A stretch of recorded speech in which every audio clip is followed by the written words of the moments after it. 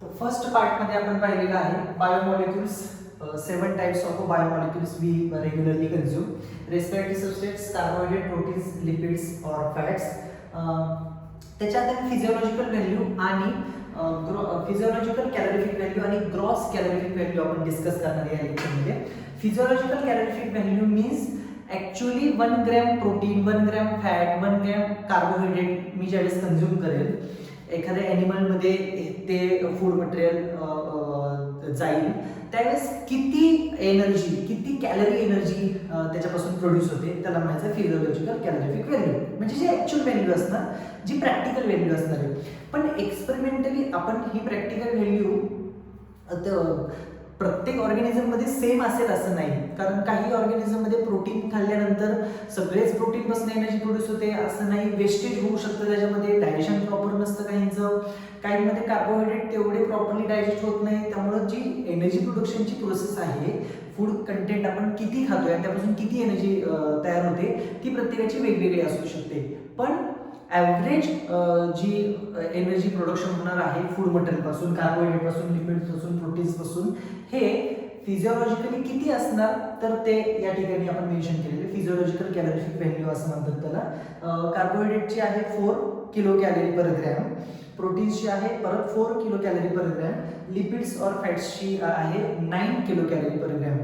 पण लॅबमध्ये आपण ह्या व्हॅल्यू फाइंड आउट करू शकतो by using bomb calorimeter experiment. By using experiment through the experiment by using bomb calorimeter we can find out this value. But laboratory value थोड्या high असतात कारण लॅबोरेटरीमध्ये आपण इक्विपमेंट यूज करून 1 ग्रॅम कार्बोहायड्रेट, 1 ग्रॅम प्रोटीन किंवा 1 gram fat त्याच्यामध्ये put करणार आहे, ignite करणार, त्याला बर्न करणार आणि मग त्या बॉम्ब कॅलरीमीटरमध्ये 2 पॉट असतात. आतल्या पॉटमध्ये हे इग्निशन चालतं, बाहेरच्या पॉटमध्ये वॉटर असतं आणि इग्निशन झाल्यामुळे या सबस्टन्सेसचं काही एनर्जी रिलीज होते आणि त्याच्यामुळे वॉटरचं टेम्परेचर वाढतं. तर ते रायझिंग टेम्परेचर कॅल्क्युलेट केलं जातं आणि किती कॅलरी देतं carbohydrate, 1 gram carbohydrate, 1 gram protein, 1 gram किंवा कोणताही सबस्टन्स, तुम्ही मॅगी किंवा बिस्किट्सचे जे पॅकेट्स असतात त्याच्यावरती किलो कॅलरी किंवा कॅलरीमध्ये त्याची एनर्जी व्हॅल्यू लिहिलेली असते. तुम्ही कधी चेक करा हे किंवा पाहिली असेल तर त्या ॲक्च्युअल व्हॅल्यू असतात ना त्या ग्रॉस कॅलरीफिक व्हॅल्यू असतात. नक्कीच ते कन्झ्युम केल्यानंतर आपल्याला त्याच्यापेक्षा कमीच एनर्जी मिळत असते किंवा कमीच एनर्जी आपल्या बॉडीमध्ये जनरेट होत असते. तर ग्रॉस कॅलरीफिक व्हॅल्यू जी आहे ती एक्सपेरिमेंटल आहे, लॅबमधली असते 4.1 किलो कॅलरी, कारण इथे वेस्टेज लॉस कन्सिडर करत नाही. ओके. प्रोटीनसाठी 5.65 kilo calorie per gram and फॅटसाठी 9.45 कॅलरी पर ग्रॅम. म्हणजे ज्यावेळेस फॅट आपण कंझ्युम करू तर जेवढं कार्बोहायड्रेट कंझ्युम करणार तेवढंच फॅट जर कंझ्युम केलं तर त्याच्या डबल कॅलरीज आपल्याला मिळतात आणि ते कॅलरीज बर्न करणं थोडं मुश्किल असतं. त्यामुळं फॅट डाएट, ऑइली डाएट नेहमी आहारामध्ये कमी असावा. तेल नाही खाल्लं तरी चालतं. यूट्यूबसारख्या मोठ्या प्लॅटफॉर्मवर माझं हे सेंटेन्स थोडंसं काहींना ऐकायला वेगळं वाटेल, पण तुम्ही जे ऑइली फूड आहे किंवा फॅट्स आहे हे नाही खाल्ले तरी चालतात. बॉडीकडे आपल्या ॲबिलिटी आहे ते ऑइल किंवा फॅट्स तयार करू शकते बॉडीमध्ये. कुठल्याच तुम्ही बघितले असेल काऊ आहे, कॅट आहे किंवा बरेचसे मॅमल्स आहेत ते कधीही ऑइली फूड खात नाही. तरीसुद्धा कोंबडी जर तुम्ही बघितलं चिकन्समध्ये तर त्याच्यामध्ये पण तेल रिलीज होत असतं ते तयार करत असताना, कुक करत असताना. तर ते त्यांच्याकडून चरबी कुठून येते तर मॅमल्समध्ये ॲबिलिटीज आहे, आपल्याकडे सिस्टीम आहे, आपण फॅट तयार करू शकतो. एक्स्ट्राचं फॅट घेण्याची जरूरत नाही. पण फॅटशिवाय, ऑइलशिवाय तर चव येत नाही जेवणाला आणि सगळे जिभेचे चोचले पुरवण्यासाठीच आपला डाएट प्लॅन ठरलेला असतो. चला असो. तर ज्यावेळेस कार्बोहायड्रेट आणि फॅट, बॉडी जर कार्बोहायड्रेट किंवा फॅट यूज करत असेल ना रेस्पिरेशनसाठी, एनर्जी प्रोडक्शनसाठी, then it is said to be a floating respiration. आणि ज्यावेळेस बॉडी प्रोटीन यूज करत असेल फॉर एनर्जी प्रोडक्शन रेस्पिरेशनसाठी, then it is said to be a protoplasmic respiration. Fats आणि कार्बोहायड्रेट पासून एनर्जी जर प्रोड्यूस केली बॉडीने then it is floating respiration. आणि प्रोटीन पासून एनर्जी तयार केली then it is a protoplasmic respiration. Protein पासून कंटिन्युअसली बॉडी एनर्जी प्रोड्यूस करत नाही. ज्यावेळेस फॅट आणि कार्बोहायड्रेट अनअवेलेबल असतील त्यावेळेसच बॉडी प्रोटीनकडे स्विच करते. अदरवाईज फर्स्ट रेस्पिरेटरी सबस्ट्रेट जो आहे, फेवरेबल रेस्पिरेटरी सबस्ट्रेट जो आहे लिव्हिंग ऑर्गॅनिझममधला, तो आहे carbohydrate. If carbohydrate is finished over, then body switch on to the fats. If fats is over, then body switch to the protein. So first of all, carbohydrate and fats are utilized. जे weight loss therapies असतात, कोणती weight loss therapy घ्या जगातली, पहिल्यांदा सगळ्यांना एक basic ते सांगून ठेवतात, चहा बंद करा, शुगरी डाएट अजिबात घ्यायचं नाही, ज्याच्यामध्ये शुगर जास्त आहे, स्वीट जे आहे ते खायचं नाही. ते तेवढं जेवढं तुम्ही जास्त खाताल बॉडी त्याच्यापासून एनर्जी तयार करेल. ती बॉडीमध्ये एनर्जी वेगवेगळ्या बायोलॉजिकल प्रोसेससाठी, मेटाबॉलिक प्रोसेससाठी, मेकॅनिकल प्रोसेससाठी बॉडीच्या यूज केली जाईल. परत तुम्हाला भूक लागणार, त्याच्या अगोदर परत तुम्ही कार्बोहायड्रेट खाणार, शुगर खाणार आहे, म्हणजे काय होईल, बॉडीमध्ये फॅट सॅच्युरेट होत जाईल. कार्बोहायड्रेट टू बॉडी कधीच फॅटकडं टर्न होणार नाही, स्विच होणार नाही, म्हणजे फॅट सॅच्युरेट होत जाणार. आणि फॅट सॅच्युरेट झालं की वेट वाढत जातं. मग वेट लॉस करायचं असेल तर तुम्ही कार्बोहायड्रेट थांबवा, बॉडीला जो कार्बोहायड्रेटचा सप्लाय चाललाय ना तो थांबवा, बॉडी स्विच करेल फॅट्सकडे.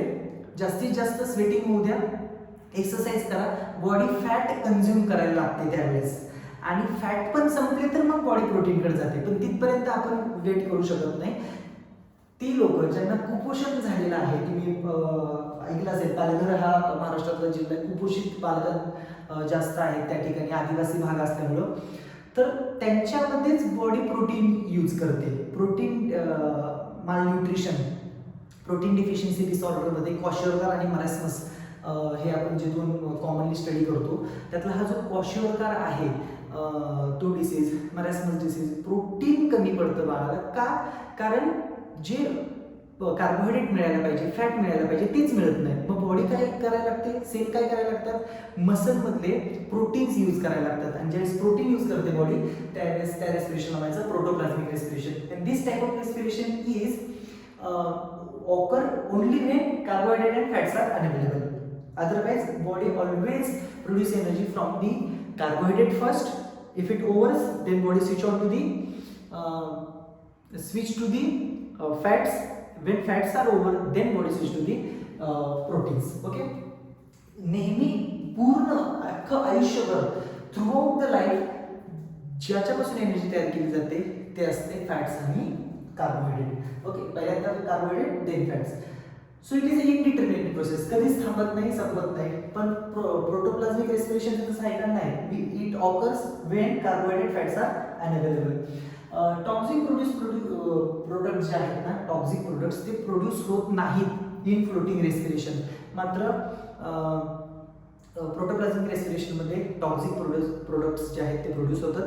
Ammonia is a toxic product which is highly toxic to our body. Ammonia खूप खतरनाक आहे, सेलची डेथ होते. जिथं ज्या सेलमध्ये अमोनिया तयार होईल त्या सेलची डेथ होते. It is unhealthy.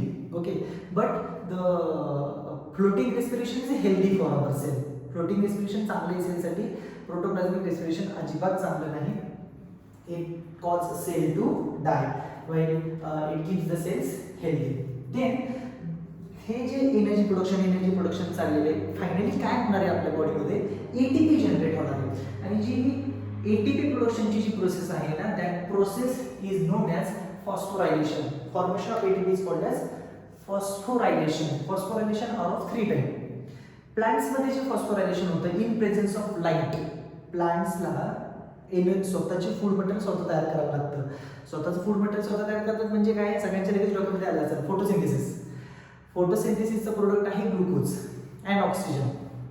Glucose plant store करतात वेगवेगळ्या स्टोरेज ऑर्गनमध्ये, त्यातला ग्लुकोज ते स्वतःही वापरतात. कशासाठी?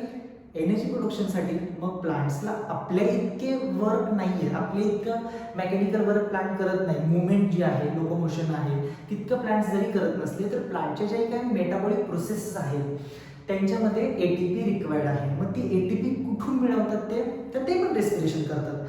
त्यांनीच तयार केलेलं ऑक्सिजन थोडं ते यूज करतात, त्यांनीच तयार केलेलं ग्लुकोज थोडं ते यूज करतात. बाकीचं सगळं वृक्षवल्ली आम्हा सोयरे वनचरे, सगळं बाकीच्यांसाठी ते त्यांनी तयार करून ठेवलेलं असतं आणि बाकीचे जे सगळे हर्बीवर्स आहेत ते त्यांच्यावर रिलाय असतात पूर्णपणे. So photo phosphorylation is the production of ATP. फॉस्फोरायलेशनचे मिनिंग काय? फक्त formation of ATP. Photo in the presence of light. In the presence of light, if ATP is produced, then it is said to be a photophosphorylation. In terms of physics, light can be denoted as H nu. ADP plus IP, adenosine diphosphate. Diphosphate म्हणजे 2 phosphate, त्याच्यावर एक आणखी phosphate add करा. किती phosphate होतील? 2 + 1 3. So adenosine triphosphate. ADP plus IP will produce ATP. Phosphorylation म्हणजे हीच process, पण तो IP किंवा त्या प्रोसेससाठी लागणारी एनर्जी ती कोणापासून मिळते त्याच्यावरून 3 टाईप आहे. परत ऐका, ADP plus IP, ADP plus IP, ADP plus IP. Okay, inorganic phosphate हीच ॲडिशन होणार आहे, पण तो IP कोणाकडून येणार आहे किंवा त्यांना जॉईन करण्यासाठी एनर्जी कोणाकडून येणार आहे त्याच्यावरून 3 टाईप आहेत. जर लाईट मधली जी सनलाईट मधली जी लाईट एनर्जी आहे ती युटिलाइज केली एडीपी आणि आयपीला फ्यूज करायला, then it is said to be photophosphorylation. Substrate level phosphorylation म्हणजे आपल्या सेलमध्ये जे वेगवेगळे सबस्ट्रेट्स आहेत, वेगवेगळे प्रोडक्ट्स आहेत वेगवेगळ्या रिॲक्शनमधले, ते सबस्ट्रेट पासून जर इनऑर्गॅनिक फॉस्फेट ऑब्टेन झाला आणि तो ट्रान्सफर केला ॲडेनोसाईन डायफॉस्फेटवर आणि मग एटीपी तयार झालं, तर त्याला म्हणायचं सबस्ट्रेट लेवल फॉस्फोरायलेशन. ओके, ज्यावेळेस आपण रेस्पिरेशन मधले फोटोसिंथेसिस रेस्पिरेशन मधल्या ह्या बऱ्याच सायकल आहेत त्याच्यामध्ये, त्या स्टडी करताना तुम्हाला ही टर्म चांगली समजेल की सबस्ट्रेट लेवल फॉस्फोरायलेशन काय असतं.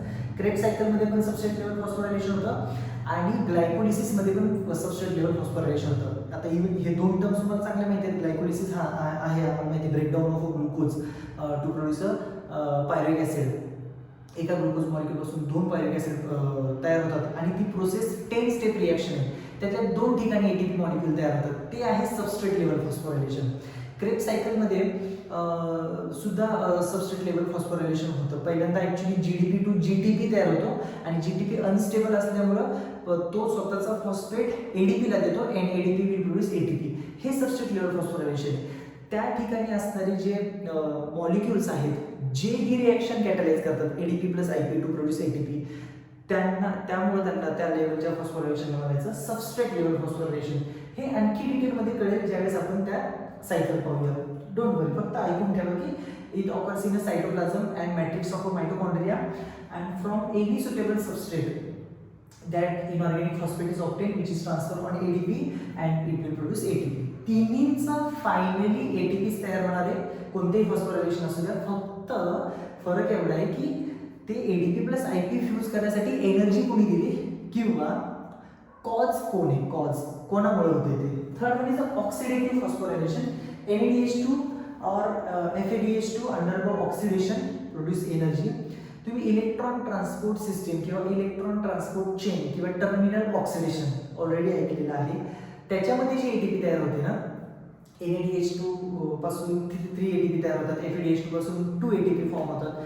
ती जी पूर्ण सायकल इलेक्ट्रॉन ट्रान्सपोर्ट सिस्टीमची किंवा ती जी पूर्ण चेन आहे, ETC म्हणतो आपण, ATS म्हणतो, त्याच्यामध्ये तयार होणारी ATP म्हणजे oxidative phosphorylation.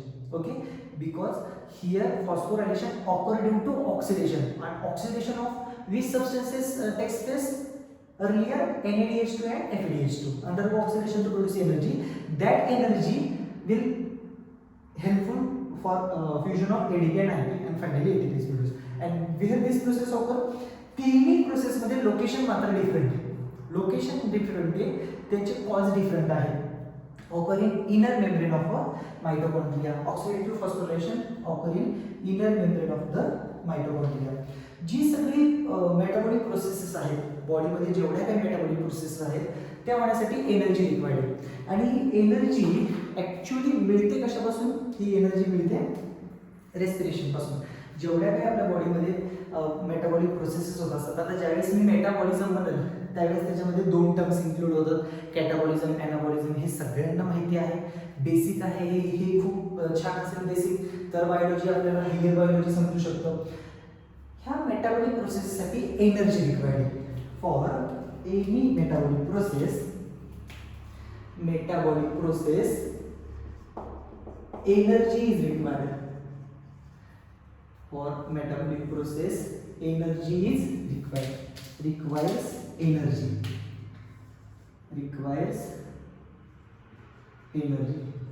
And from where this energy is obtained? Rather, एक छोटीशी कॉन्सेप्ट सांगतो तुम्हाला.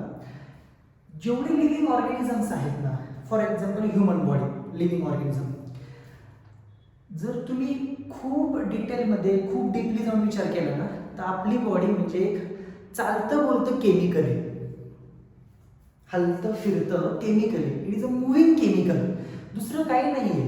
जीव असतो, डेथ झाल्यानंतर तो जीव निघून जातो वगैरे वगैरे, ह्या ज्या काही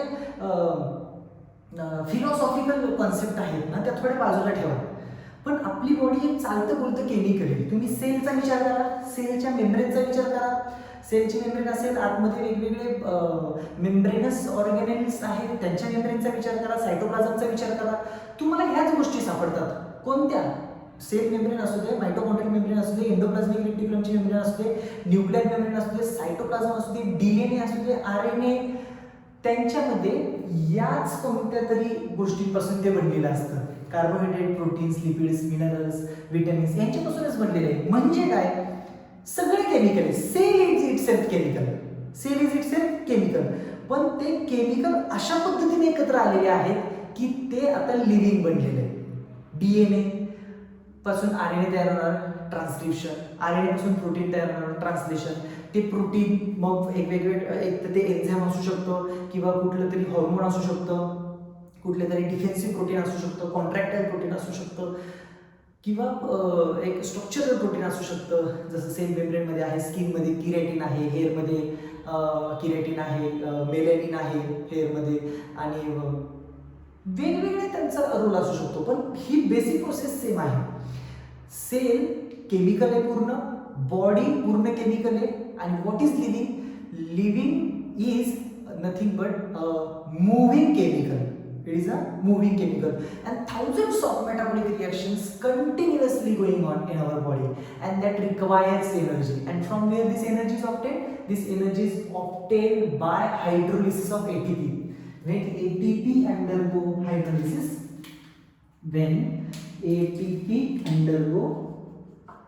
hydrolysis, it will produce ADP plus IP, and during this process energy is released. That released energy used in a metabolic processes.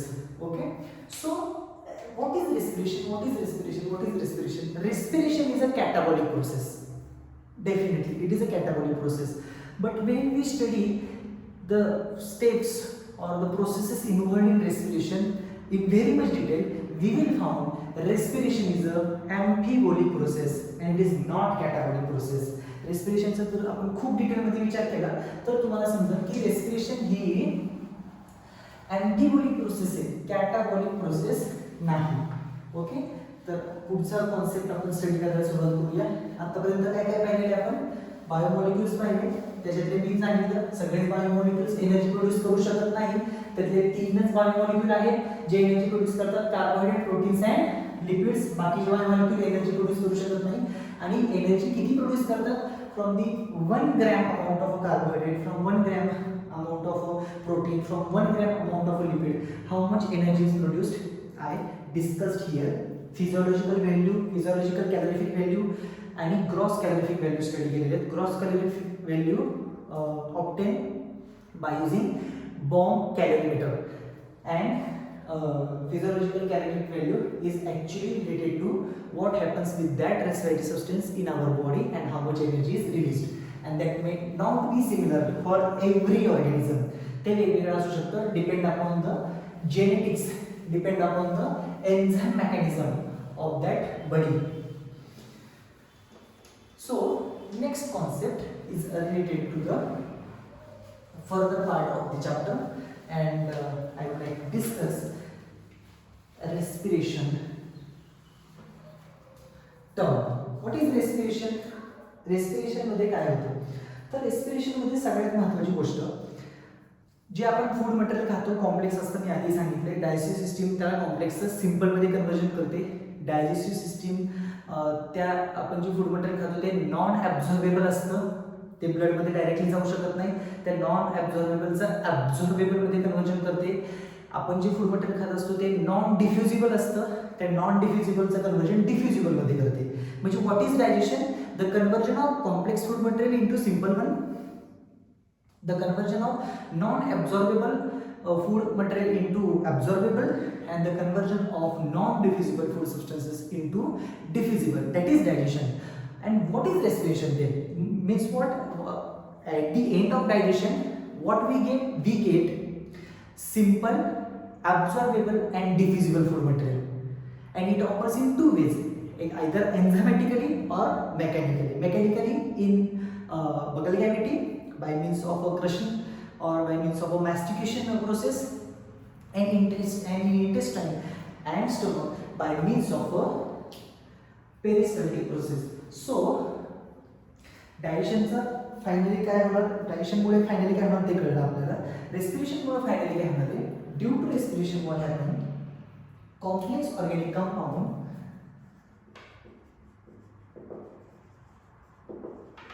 due to respiration what happen? Complex organic compound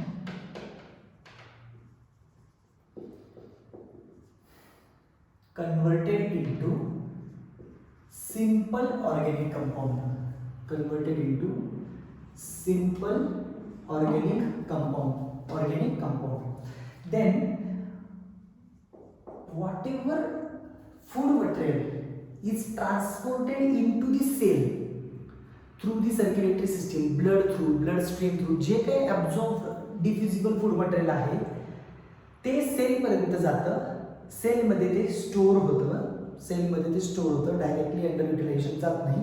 अगोदरचं जे फूड मटेरियल आहे ते utilise होणार आहे. लिव्हरच्या sale स्टोरेजसाठी खूप famous असतात. मसलची sale आहे, muscle fibre, त्या स्टोरेजसाठी मायोफायब्रिल्स म्हणतात त्यांना, त्या स्टोरेजसाठी खूप फेमस आहेत. ज्याच्यामध्ये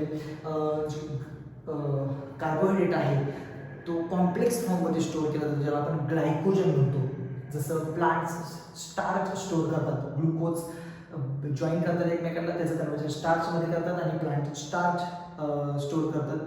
रिझर्व फूड मटेरियल प्लांटचं स्टार्च असतं. तसं लिव्हिंग ऑर्गॅनिजमध्ये, मॅमल्समध्ये कार्बोहायड्रेट आहे, त्याचं जे कॉम्प्लेक्स फॉर्म आपल्या बॉडीमध्ये प्रेझेंट असतो it is glycogen. Glycogen is also called as animal starch. Glycogen is also called as animal starch. And that reserve food material or stored food material is having potential energy. And due to respiration, that potential energy is converted into chemical energy. आता थोडं click झालं असं सगळ्यांना. हा, chemical energy म्हणजे सर्वात म्हणायचं ATP. Finally काय झालं? ATP तयार होणार आहे. कॉम्प्लेक्स ऑर्गॅनिक फूड कंपाऊंडचं कन्वर्जन सिम्पल ऑर्गॅनिकमध्ये होणार आहे. म्हणजे काय? ड्युरिंग रेस्पिरेशन तुम्हाला माहिती आहे glucose converted to 2 pyruvic acid आहे ना, ती प्रोसेस ऑलरेडी माहिती आहे सगळ्यांना. 10th मध्ये आपण तुम्हाला तो खूप सुंदर चार्ट दिला होता. प्रोटीन्स असतील, फॅट्स असतील, कार्बोहायड्रेट असतील, त्यांचं फायनली कशामध्ये कन्वर्जन होतं हा एक सुंदर चार्ट दिला होता, फ्लो चार्ट. म्हणजेच काय की आपण जे फूड मटेरियल कन्झ्युम केलेलं आहे ते सेलपर्यंत गेले, ते कॉम्प्लेक्स आहे, त्याचं कन्वर्जन सिम्पलमध्ये होणार आहे काहीतरी. म्हणजे जर 6 कार्बन ग्लुकोज असेल तर त्याचं कन्वर्जन 3 कार्बन कंपाऊंड पायरिक ॲसिडमध्ये झालं सिम्पल. पायरिक ॲसिडचं 2 कार्बन मध्ये कन्वर्जन झाले ॲसिटाइल कोएमध्ये, आणि कार्बन डायऑक्साईड रिलीज झालेलं आहे.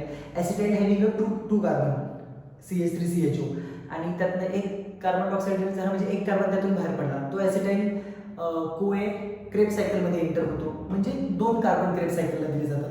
पुढे पुढे जात असताना कार्बनचा नंबर कमी होतोय. म्हणजे डेफिनेटली ही प्रोसेस काय आहे? कॉम्प्लेक्स ऑर्गॅनिक कंपाऊंडचं कन्वर्जन सिम्पल ऑर्गॅनिक कंपाऊंडमध्ये होते. क्लिअर? यापुढे complex organic compound converted to simple organic compound, potential energy converted into chemical energy, and not usable form of energy converted into usable form of energy. Okay, suppose मी तुम्हाला $100 दिले, $100, okay, dollar euro आहे ना, माहिती आहे ना currency, $100 दिले आणि मी तुम्हाला सांगितलं जावा तुळशीबागेमध्ये, जावा कुठल्या तरी शॉपमध्ये आणि हे घेऊन या. तिथे गेल्यानंतर शॉपकीपर काय म्हणणार तो, नाही हे काय आणले, हे असले कागद आमच्याकडे चालत नाही, आम्हाला रुपयामध्ये पाहिजे. म्हणजे आपली करन्सी काय आहे इंडियाची, रुपया. म्हणजे इंडियामध्ये जर कामं करायची असतील तर पैसे टाकावे लागतात. तसं बॉडीमध्ये बायोलॉजिकल प्रोसेसेस, मेटाबॉलिक प्रोसेसेस व्हायच्या असतील तर ATP फेकावे लागते. तर बॉडीसाठी एनर्जी करन्सी जशी ATP आहे. मग डॉलर किंवा युरो याच्यात एनर्जी नाही का, याच्यात एनर्जी आहे, पण ती एनर्जी नॉट युजेबल फॉर्म मधली आहे. कार्बोहायड्रेट मध्ये एनर्जी नाही का, हो आहे. प्रोटीन मध्ये एनर्जी नाही का, हो आहे. ग्लुकोज मध्ये एनर्जी नाही का, हो आहे. लिपिड्स मध्ये फॅट्स, पाल्मिटिक ऍसिड आहे, ओलिक ऍसिड आहे, एनर्जी नाही का यांच्यामध्ये, ॲरेकिडोनिक ऍसिड, एनर्जी नाही का, आहे, पण ती नॉट युजेबल फॉर्म मध्ये. मग बॉडीला जर त्याचा वापर करून कुठले मेकॅनिकल वर्क्स किंवा कुठले केमिकल रिॲक्शन्स जर कॅरी आउट करायचे असतील तर बॉडीसाठी रिक्वायर्ड फॉर्म आहे ATP. ते नॉट युजेबल फॉर्म झाले. त्याचं युजेबल फॉर्म मध्ये कन्वर्जन कशामुळे होतं, हे रेस्पिरेशनमुळे होतं. चांगलं लक्षात ठेवा. So what is respiration? Respiration is the catabolic process. It is catabolic process. Bracket मध्ये मुद्दाम लिहून ठेवतो. It is amphibolic process. का ते पुढे गेल्यावर कळेल तुम्हाला. अँफिबोलिक 12th जर चॅप्टर मध्ये रेस्पिरेशन डेफिनेशन लिहित असाल तुम्ही तर कॅटाबॉलिकच लिहा, काही हरकत नाही. पण 11th स्टँडर्ड मध्ये जर तुम्ही रेस्पिरेशनची डेफिनेशन लिहित असाल तर अँफिबोलिक तिथे मेन्शन करायला हवं, कारण त्याच्यामध्ये आपण सगळे मेकॅनिझम पाहतो. आणि अँफिबोलिक का म्हणायचं हे मी तुम्हाला थोडं पुढे गेल्यानंतर सांगतो. सध्या आपण कॅटाबॉलिक लक्षात ठेवूया, कारण कट डाऊन होतंय ना. ग्लुकोज 6 कार्बन कंपाऊंड, त्याचं कन्वर्जन झालं 3 कार्बन कंपाऊंड, म्हणजे ब्रेकिंग झालं ना, कट डाऊन झालं. So it is a catabolic process. Amphibolic आहेच आहे ती, नो डाऊट. पण अँफिबोलिक कशी आणि का ते आपण नंतर डिस्कस करू. Respiration is a catabolic process. Catabolic biochemical process. Biochemical, okay. तुम्ही म्हणता की नाही मग ATP आम्ही लॅबमध्ये तयार करून ठेवतो, अजून जमलेलं नाही कोणाला ATP अशा पद्धतीने तयार करायची. Biochemical process. It is a biochemical process. Catabolic process. Exothermic. It is exothermic, very important, because during respiration heat is generated. During respiration heat is generated. Exothermic and oxidation process, very important. It is an oxidation process.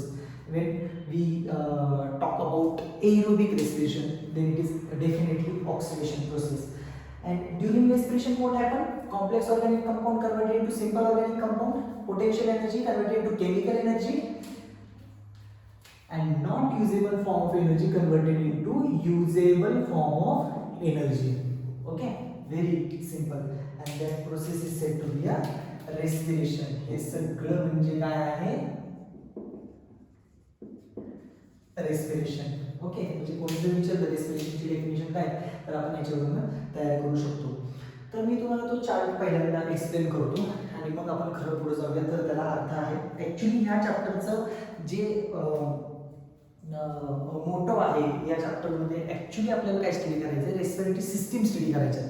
Respiratory system study करायच्यात वेगवेगळ्या ऑर्गॅनिझम्सच्या, आणि ह्युमनची खूप डिटेलमध्ये study करायची. पण तत्पूर्वी हे basics आहेत, हे चांगले कळले पाहिजे. तर ती रेस्पिरेटरी सिस्टीम स्टडी करायला अर्थ नाही तर काही अर्थ नाही. म्हणजे ज्यावेळेस आपण प्रोटीन कन्झ्युम करतो त्यावेळेस त्या प्रोटीनचं conversion, when we consume protein, that protein converted into amino acids.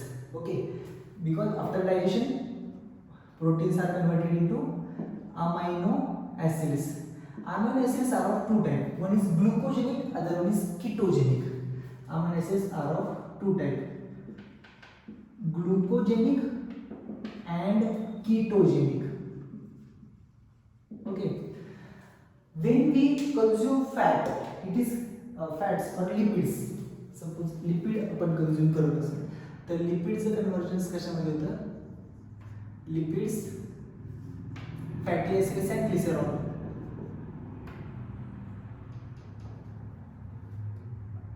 Fats converted into fatty acids plus glycerol. Okay, fatty acids plus glycerol. And when we consume carbohydrates, we already know when we consume carbohydrates कोणतेही sugar असतील, मग ते polysaccharide असतील, homopolysaccharide असतील, it will converted into glucose. कोणतेही असले तरी simple form काय, सगळ्यात simple form glucose. Okay, and glucose will converted into, we already know, pyruvic acid. Glucose will converted into pyruvic acid, and that process is called as pyruvic acid लिहा नाहीतर pyruvate लिहा, दोघांचं meaning same आहे. That process is called as conversion of glucose into pyruvic acid by different enzymes. 10 step reaction मी आधी सांगितलेले. That process is known as glycolysis. आणि ग्लायकोलायसिसचं product काय असतं, पायरुव्हिक ऍसिड प्लस 2 ATP. मग हे जे ATP तयार होतात ना या प्रोसेसमध्ये वेगवेगळ्या स्टेजला तयार होतात, एका स्टेजला नाही तयार होत. 2 ATP plus 2 NADH2 plus 2 NADH2. Okay, NADH2 पासून पण एनर्जी तयार होते, ATP तयार होते ऑक्सिडेटिव्ह फॉस्फोरायलेशनला. त्या ऑक्सिडेटिव्ह फॉस्फोरायलेशनमध्ये NADH2 आणि ATP जो तयार होणार आहे या प्रोसेसमध्ये that is substrate level phosphorylation. Okay, असं. तर ह्यातले जे pyruvic acid will further converted into acetyl coenzyme आहे. म्हणजे पुढे प्रोसेस कशी जाणार, कन्वर्टेड इनटू ऍसिटाइल कोए. अँड व्हाईल प्रोडक्शन ऑफ ऍसिटाइल कोए, here 2 carbon dioxide molecules are released. If it is one pyruvic acid, 1 carbon dioxide molecule is released, as well as 1 NADH2 is produced here. No ATP generation takes place during this reaction, and this reaction is known as link reaction. What is the name of this reaction? Link reaction. It is also known as acetylation of pyruvate. Acetylation of pyruvate, or the process occur in this reaction is decarboxylation. As carbon dioxide is removed, the process is decarboxylation, and NADH2 is also produced from the NAD, from NAD to NADH2. So what is added in NAD? H2 is added. Addition of hydrogen, what does it mean? Reduction. The reduction of NAD occur, but that hydrogen is obtained from pyruvic acid na. So what happens with the pyruvic acid? Oxidation happens with the pyruvic acid. NAD पासून NADH2 तयार होतो. मी इथे mention नाही केलं NAD पासून NADH2 तयार होतो. मग NAD मध्ये काय ऍड झालं, H2, म्हणजे हायड्रोजन ऍड झालं. Addition of hydrogen is reduction. NAD चं रिडक्शन झालं हो, पण कशापासून झालं हायड्रोजन, पायरुव्हिक ऍसिड पासून. म्हणजे पायरुव्हिक ऍसिडचं काय झालं, ऑक्सिडेशन. म्हणून या रिएक्शनला म्हणतो oxidative decarboxylation. The reaction is oxidative decarboxylation.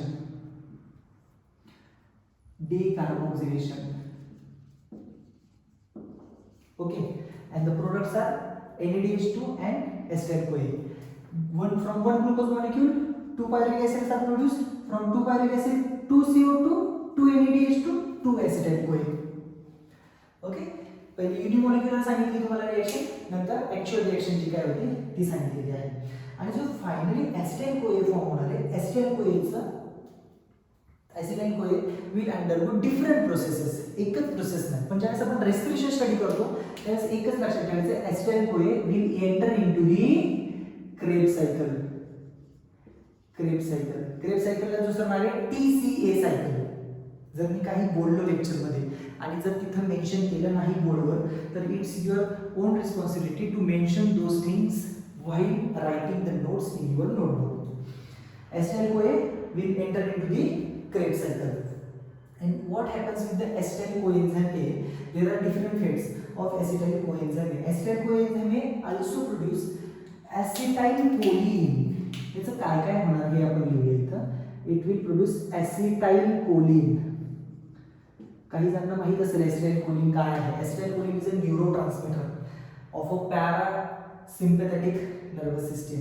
It also produce cholesterol. acetyl-CoA also produce cholesterol. cholesterol synthesis. Acetyl-CoA undergo Krebs cycle. Acetyl-CoA produce acetylcholine. Acetyl-CoA produce cholesterol. Acetyl-CoA also produce fatty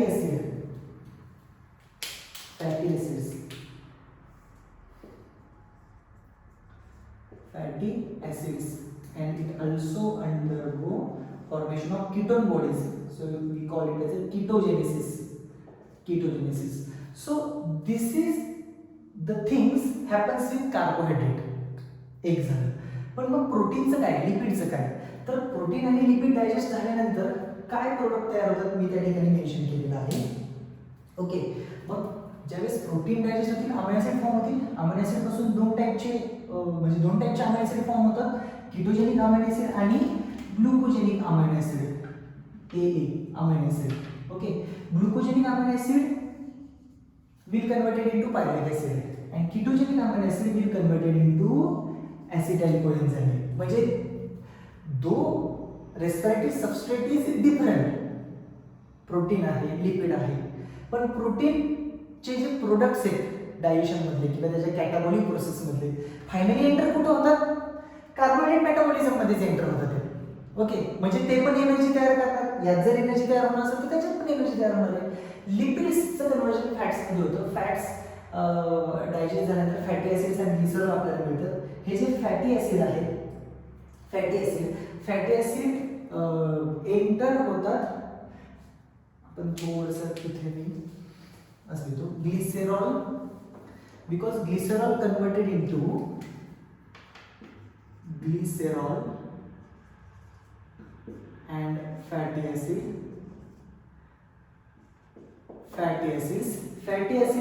will converted into acetyl coenzyme A and glycerol converted into pyruvic acid.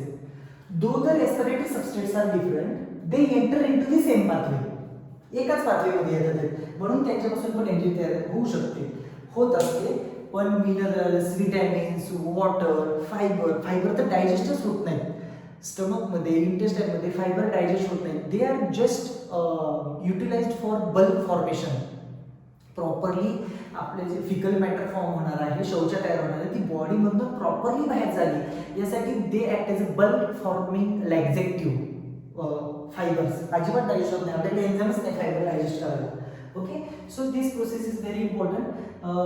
When proteins are used as a respiratory substrate, it will convert it to amino acid. Amino acids are of two type, glucogenic and ketogenic. मला तुम्ही यांचे example सांगायचे, कोणते amino acid ketogenic आहेत आणि कोणते amino acid ग्लुकोजेनिक आहेत, त्याचे एक्झाम्पल लिहून घ्या या ठिकाणी. ओके, म्हणजे कीटोजेनिक अमिनो ऍसिड तुम्ही जर फाइंड आउट केले तर तुम्हाला सापडतील ट्रिप्टोफॅन आहे, टायरोसिन आहे, फिनिलॅलॅनिन आहे, थ्रिओनिन आहे. ग्लुकोजेनिक अमिनो ऍसिड तुम्हाला आयसोल्युसिन, ल्युसिन, ॲलॅनाइन, ग्लायसिन, 20 अमिनो ऍसिड आहेत ना, त्यातले ह्याचे डिफरन्शिएट होतात. मग ग्लुकोजेनिक अमिनो ऍसिड असेल तर त्यांचं कन्वर्जन पायरुविक ऍसिड मध्ये होतं, कीटोजेनिक अमिनो ऍसिड असेल तर त्याचं कन्वर्जन ऍसिटाइल-कोलिन मध्ये होतं, म्हणजे सेम पाथवे मध्ये येणार आहे. शेवटी काय होतं, क्रेब्स सायकलचे जे प्रोडक्ट्स आहेत ते असतात NADH2 आणि FADH2.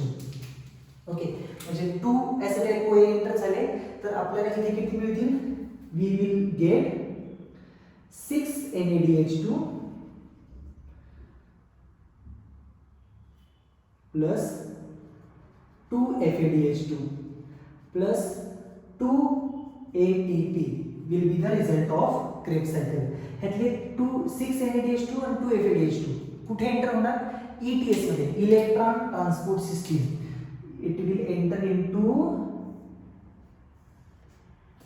enter into electron transport system, very important, electron transport system, which is occur on the inner membrane of mitochondria, oxidative phosphorylation, and finally energy get generated.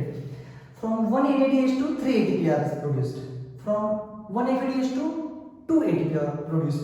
Calculate the total amount of NADH2 formed during carbohydrate metabolism. 2 here, 4 and this 6, 10 NADH2, 10 into 3, 30. Okay, 30. So 30 ATP from NADH2. FADH2, from 1 FADH2 2 ATP are produced in ETS. So from 2 FADH2 4 ATP, 30 plus 4 34 ATP झाले. इथले दोन 36 आणि ग्लायकोलिसिसचे दोन इथं 38. So one glucose will produce 38 ATP molecule during it's metabolism. म्हणजे glucose पासून finally आपल्याला किती ATP मॉलिक्यूल मिळतील? 38 ATP. म्हणजे रेस्पिरेशन लिहिताना असं लिहायचं असतं बघा. रेस्पिरेशन केमिकल रिएक्शन रेस्पिरेशनची C6H12O6 plus oxygen is required. Without oxygen ETS मध्ये ATP जनरेट होणार नाही. ऑक्सिजन मस्ट आहे. ऑक्सिजन नसला तर फक्त इथपर्यंतच प्रोसेस होते. 2 pyruvic acid plus 2 ATP plus 2 NADH2. पुढची प्रोसेस होत नाही. म्हणजे ऑक्सिजन नसेल तर आपल्याला फक्त 2 ATP मिळतील आणि ऑक्सिजन असेल तर पुढच्या सगळे ATP प्रोड्यूस होऊ शकतात. C6H12O6 that is glucose. Oxidation process है. It will produce 6CO2 plus 6H2O plus energy. And how much it is? It will be 38 ATP. When it will be 38 ATP? When oxygen is used. Such a respiration is called as aerobic respiration. And if oxygen is not used, then what happens?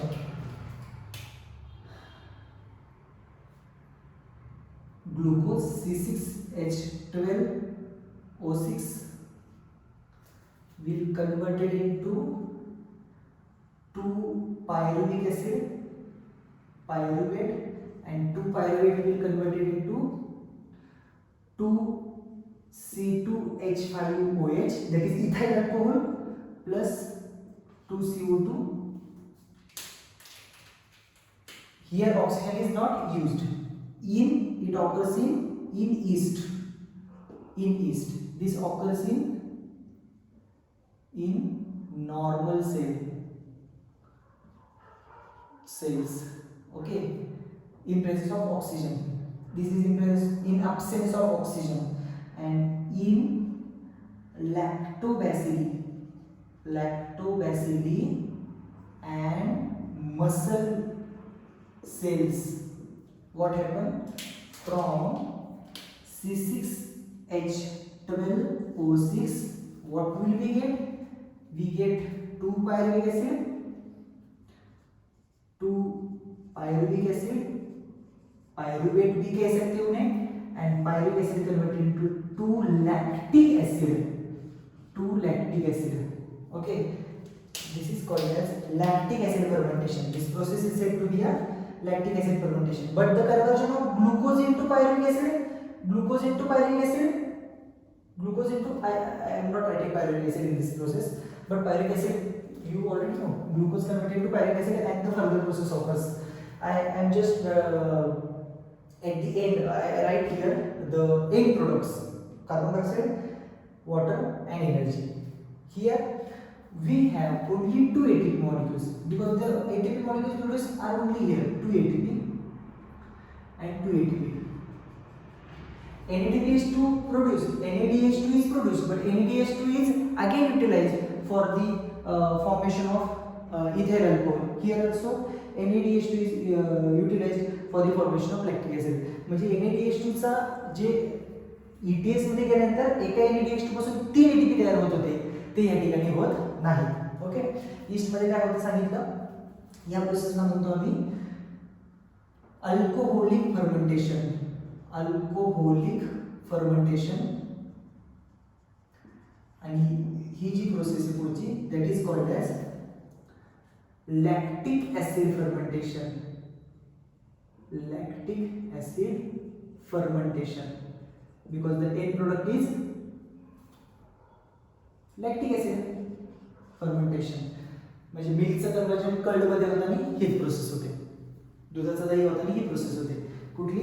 जे glucose आहे, lactose असतं ना मिल्कमध्ये, लॅक्टोजचं conversion पहिल्यांदा गॅलॅक्टोज आणि ग्लुकोजमध्ये होतं. ग्लुकोजचं conversion पायरुवेटमध्ये 2 ATP मध्ये, त्या 2 ATP survive करण्यासाठी यूज करतात लॅक्टिक ऍसिड आणि मसल. तर जिथं ऑक्सिजन यूज होत नाही ना त्या प्रोसेसला म्हणायचं एनएरोबिक रेस्पिरेशन. जिथे ऑक्सिजन युटिलाइज होतो that is known as aerobic respiration. हे सगळे पॉईंट तुम्ही तुमच्या नोटबुकमध्ये मेन्शन करणार आहातच. आपण यातला चॅप्टरचा जो पुढची कन्सेप्ट आहे आपण त्याच्याकडे जाऊया. ओके, रेस्पिरेशनचे टाईप्स 2 टाईप असतात. मोस्टली रेस्पिरेशनचे 2 टाईप आहेत, मेन्शन करतो मी या ठिकाणी. That is aerobic and anaerobic respiration. Aerobic respiration in which oxygen is utilized. Anaerobic respiration, oxygen is not utilized.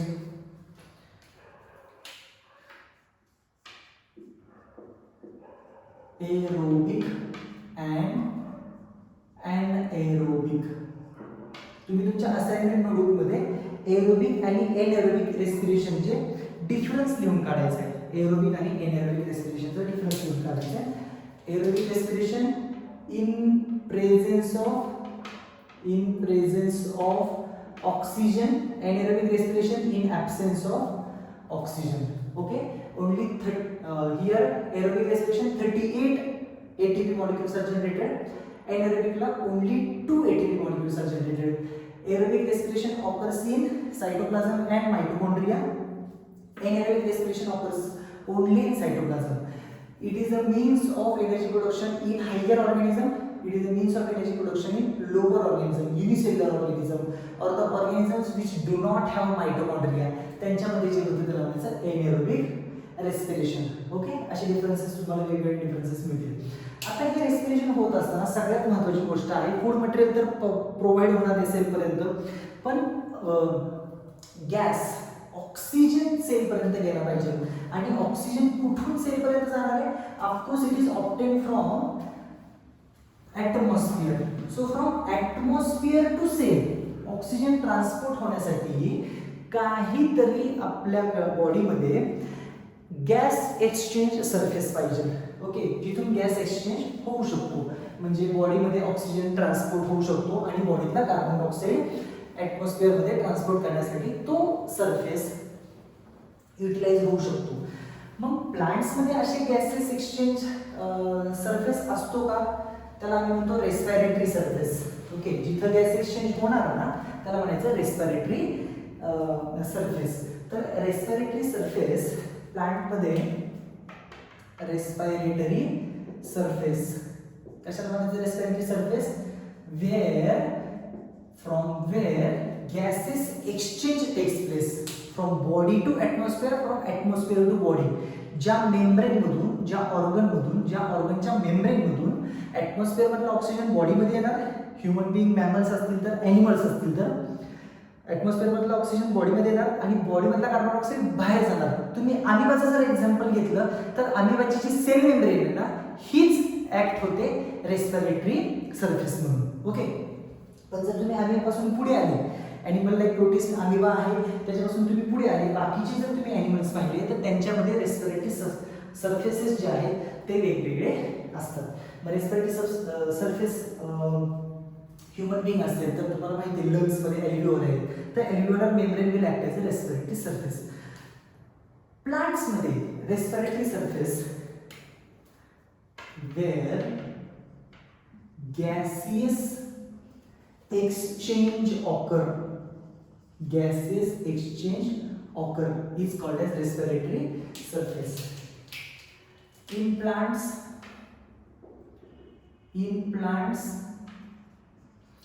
there are different organs, okay, on which different respiratory surfaces occur. Stomata and lenticels are two respiratory surfaces. Stomata and lenticels are two respiratory surfaces. Stomata on leaves and young stem, and lenticels on fruits and bark. Bark is actually impervious. आपल्याला माहिती आहे बार्कमधून कुठलंच water असेल, gas असेल, अजिबात exchange होऊ शकत नाही. बार्कमधून नाही एक्सचेंज होऊ शकत. Bark is impervious. But bark having a small pores. झाडावरती स्टेमला जे साल असते त्याला छोटे छोटे पोर्स असतात, त्या पोर्स म्हणतात लेंटिसेल्स, ज्यामधून गॅसेस एक्सचेंज होतं. कशामध्ये? प्लांट्समध्ये. आणि स्टोमॅटा माहितीच आहे आपल्याला, स्टोमॅटा त्याच्यातून पण गॅसेस एक्सचेंज होतं. फक्त ॲनिमलमध्ये कोणता गॅस आत येणार आणि प्लांटमध्ये कोणता गॅस आत येणार याच्यामध्ये फरक आहे. आणि काय फरक आहे हे तुम्हाला चांगलं माहिती आहे. ओके, रेस्पिरेटरी सरफेसचे काही कॅरेक्टरिस्टिक्स असतात. रेस्पिरेटरी सरफेसच्या काही कॅरेक्टरिस्टिक्स असतात, त्या आपण आता स्टडी करूया. Respiratory surface characteristics. Respiratory surface जिथून गॅस एक्सचेंज होणार आहे तो जर सपोज असा थिक सरफेस असेल, ॲटमॉस्फिअर मधला ऑक्सिजन बॉडीमध्ये आणायचा आहे, ब्लडमध्ये आणायचा आहे, तर आणि एकदम थिक सरफेस आहे, येईल का ऑक्सिजन आतमध्ये? ऑफकोर्स नाही येणार. म्हणजे रेस्पिरेटरी सरफेस कसं पाहिजे? Of course it is must be thin. Respiratory surface must be thin. Okay, it must be moist. Until and unless the surface is moist, oxygen or gas cannot be dissolved. Dry membrane वरती किंवा dry membrane मधून oxygen पलीकडे जाऊ शकत नाही किंवा carbon dioxide इकडे येऊ शकत नाही, कुठल्याच गॅसेस एक्सचेंज होणार नाही जर ड्राय सरफेस असेल तर.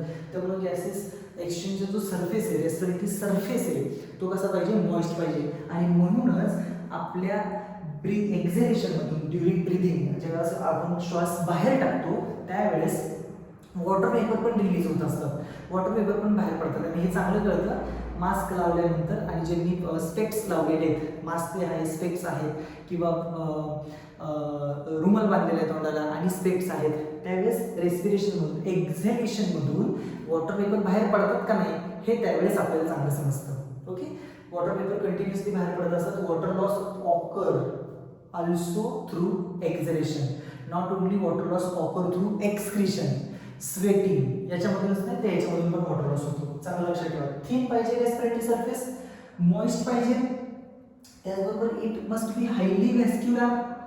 हायली व्हॅस्क्युलर, जेवढा जास्तीत जास्त त्याला ब्लड सप्लाय असणार तेवढं काय होईल? जेवढा जास्तीत जास्त ब्लड सप्लाय असणार तेवढं जास्तीत जास्त जो गॅस आहे ब्लडमध्ये बॉडीकडे पास करायचा आहे किंवा जो रिक्वायर्ड आहे तो गॅस जास्तीत जास्त त्या फ्लुइडमध्ये येऊ शकतो, बॉडीमध्ये आतमध्ये येऊ शकतो. प्रेझेन्स ऑफ रेस्पिरेटरी पिगमेंट्स, हे पण खूप महत्त्वाचे आहे.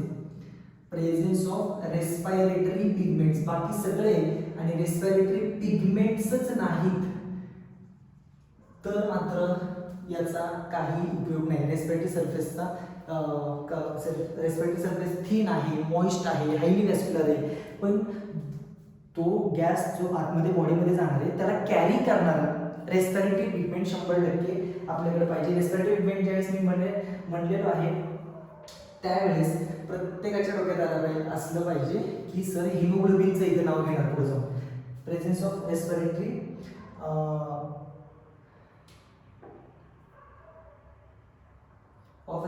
pigment is very important. Then the respiratory surface must be large. Respiratory surface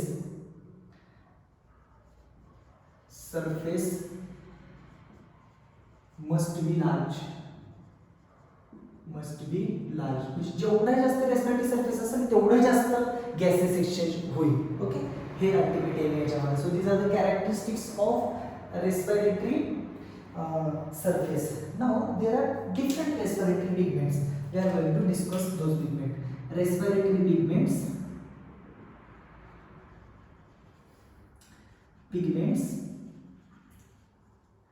their elements present, त्याच्यामध्ये कोणते एलिमेंट्स प्रेझेंट असतात आणि example in which these respiratory pigments are present. So very first example is hemoglobin. Hemoglobin is the respiratory pigment. आणि ज्यांनी kingdom animal study केला त्यांच्यासाठी आणखी एक रेस्पिरेटरी पिगमेंट पटकन त्यांच्या डोक्यामध्ये आलं असेल. That is nothing but haemocyanin. Haemoglobin contain element iron and which is present in most of the vertebrates. Okay, mammals, aves, reptilia वगैरे वगैरे. Hemoglobin. Second, respiratory pigment is hemocyanin. Hemocyanin, and the element is copper. It contains copper. Mollusca and some annelids. Example, mollusca and some annelids. Mollusca example octopus. ऑक्टोपसचं blue असतं माहिती आहे तुम्हाला सगळ्यांना. पहिला example आहे याच्यामध्ये haemocyanin is the respiratory pigment, म्हणजे जे गॅस कॅरी करणारे ते पिगमेंट कोणतं असतं? Haemocyanin. Next very important respiratory pigment is haemerythrin. हिमोइरिथ्रिन.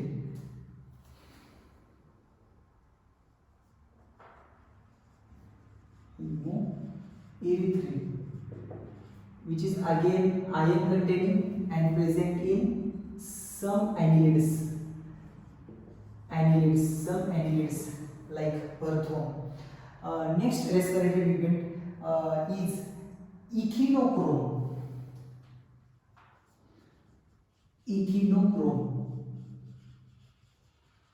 And echinochrome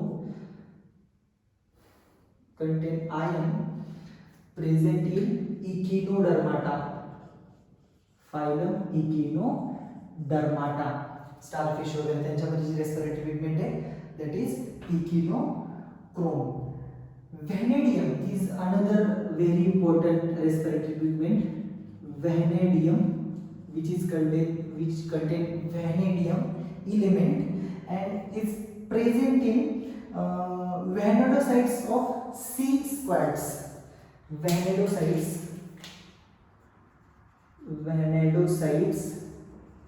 of sea squads.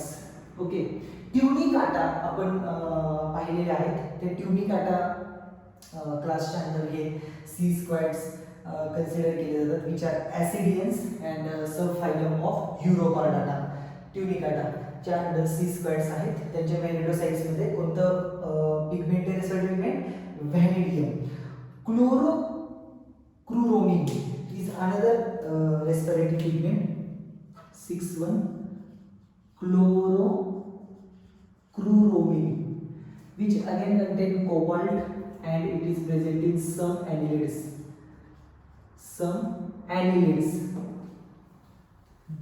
So this is all about respiratory surface and respiratory pigments. Okay, there are different organs of respiration present in different organisms. Okay, for example, skin, respiratory organs,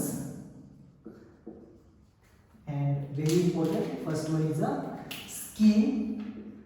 When respiration occurs through skin, that is called as cutaneous respiration. When respiration occurs through skin, it is called as cutaneous respiration.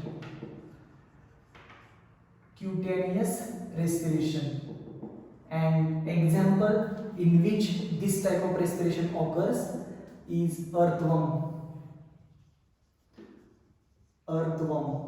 and frog. Bronchopharynx through पण होतं, हेही माहित असतं, skin and bronchopharynx.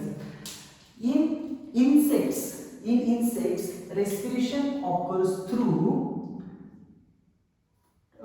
tubes called as trachea. Okay, trachea. And this type of respiration is called as tracheal respiration. And it occurs in insects like cockroach, different insects. सगळे honey bee आहे, grasshopper आहे, सगळ्यांमध्ये tracheal respiration आहे. Okay. When respiratory organ is gills, it is present in fishes and some arthropods. When respiration occurs through gills, it is called as branchial respiration. Branchial or branchial respiration, and it takes place in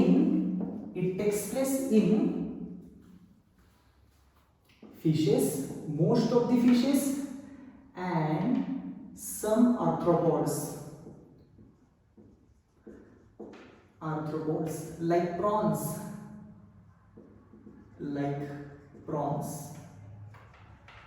Okay. Respiration occurs through skin, it is called as cutaneous respiration.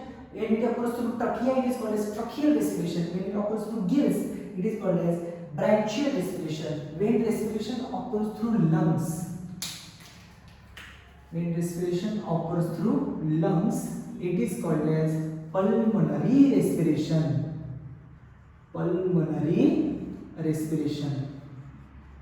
And pulmonary respiration, example, it is present in most mammals.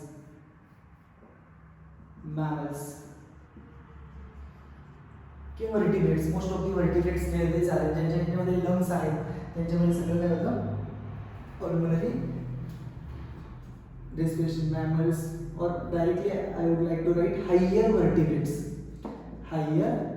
vertebrates. Okay.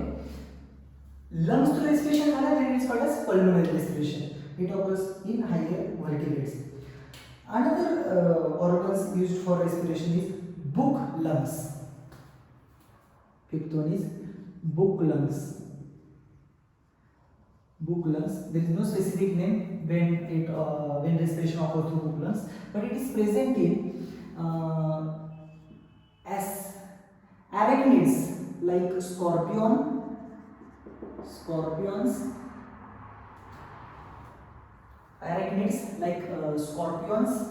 and spiders.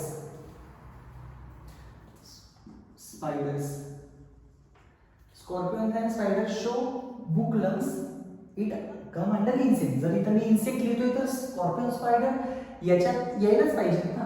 Arthropods मध्ये असतात ते, मग arthropods मध्ये हे यायला पाहिजे arthropods मध्ये. तर स्कॉर्पियन आणि स्पायडर दोन असे ज्यांच्यामध्ये बुक लंग्स प्रेझेंट आहेत. पण बाकीचे यांच्यातले जे अरॅक्नाइड्स मधले माइट्स आहेत, टिक्स आहेत, वाळवी वगैरे, त्यांच्यामध्ये मात्र बुक लंग्स पण आहे आणि ट्रकियल रेस्पिरेशन पण आहे. ओके, त्यामुळे आता मी इथे घेतलेला नाही. ओके, बट जे aquatic arachnids आहेत ते having the book gills. Aquatic arachnids, book lungs in terrestrial animals like scorpion and spiders, which are also arachnids, and book gills present in aquatic arachnids.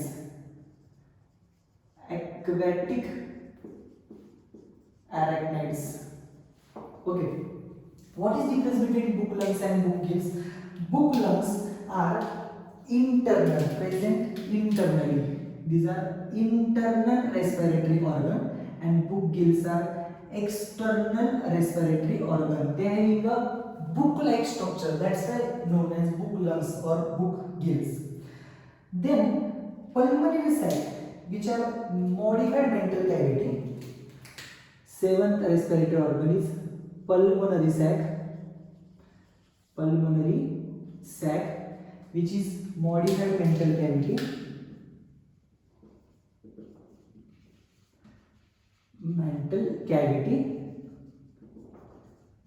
Modified ventral cavity present in limulus.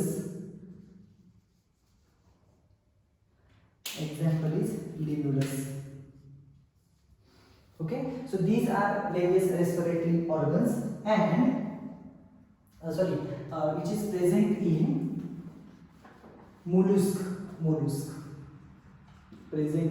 mollusk. Aquatic limulus, example is aquatic arachnids, example is limulus. In which book gills are present. So these are different respiratory organs. When different respiratory organs are present, their respiration termed differently, and their examples are given. In next lecture, we will study human respiratory system.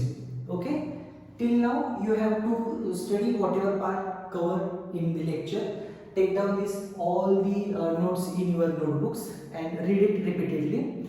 Read Maharashtra textbook as well as NCERT The chapter number is 17 in 11th NCERT and chapter number is 8 in 12th Maharashtra textbook. These both chapter, 8 chapter contain both chapter respiration and circulation, and these both chapters are also present in 11th NCERT. So 11th और 12th का lecture हम साथ में ही लेंगे, जिसमें हम 2 chapter study करने वाले हैं. Respiration भी होगा 11 के लिए और सर्कुलेशन भी होगा 11 के लिए.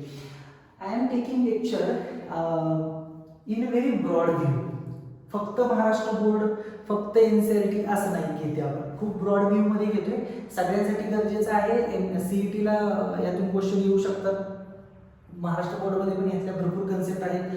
थोड्याशा ज्या पुढच्या कन्सेप्ट आहेत जे नाहीत टेक्स्टबुकमध्ये पण गरजेचे आहेत. फ्लोटिंग रेस्पिरेशन, प्रोटोप्लाझ्मिक रेस्पिरेशन हे तुम्हाला माहीत असलं पाहिजे. नाहीतर रेस्पिरेटरी सबस्ट्रेट माहीत असतात, कार्बोहायड्रेट आहे, प्रोटीन आहे, लिपिड्स आहे, पण ते रेस्पिरेटरी सबस्ट्रेट जर यूज केले बॉडीने तर त्याला कोणतं रेस्पिरेशन म्हणतात. इतकंच थोडंसं पुढं नेलेलं आहे मी, बाकी काही नाही केलेलं त्याच्यामध्ये.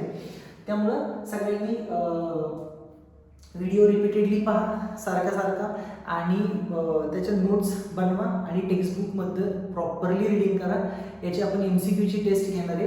ज्यावेळेस respiratory system, human respiratory system complete होईल त्यावेळेस याच्यावर एक आपली टेस्ट असेल. आणि आवडलं असेल लेक्चर तर नक्की सबस्क्राईब करा आणि बाकी तुमच्या फ्रेंड्सला पण सांगा. थँक्यू.